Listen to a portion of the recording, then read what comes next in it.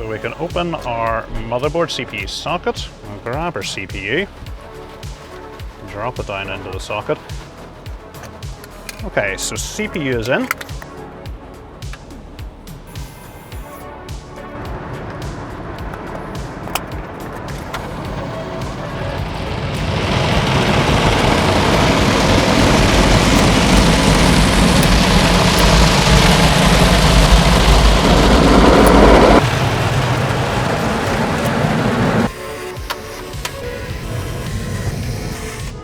So let's get our power supply in. Okay, so power supply is in.